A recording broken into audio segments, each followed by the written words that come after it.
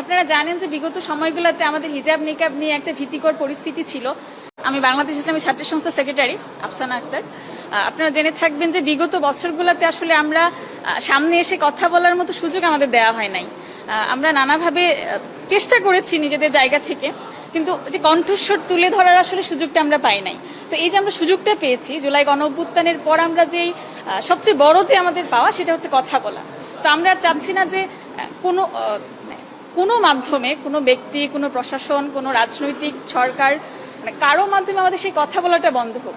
আমরা চাই যে কোনো ধর্ম, বর্ণ নির্বিশেষে সবাই যেন তাদের কথাটা বলতে পারে। সেই সব ধরনের শিক্ষার্থীদের প্রতিনিধিত্ব করতে আসলে আমরা এসেছি। আপনারা জানেন যে বিগত সময়গুলোতে আমাদের হিজাব নিকাব নিয়ে একটা ভীতিকর পরিস্থিতি ছিল। মেয়েরা ভাইবা ফেস করতে ভয় পেত। তো সেই জায়গায় যখন আমার এই ড্রেসে কেউ দেখবে যে আমি কেন্দ্রীয় ছাত্র সংসদে প্রতিনিধিত্ব করছি, আমার মনে হয় যে সেটা মেয়েদেরকে সাহস যোগাবে, যে তারা আসলে সাহস পাবে যে না, আমি আমার ড্রেস, আমার রুচি, আমার পছন্দ, সেটা আসলে আমার চলার পথে কোনো বাধা হবে না।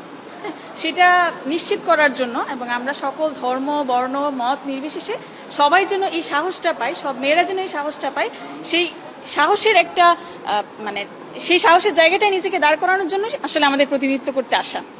আমার আসলে এটা। ধন্যবাদ।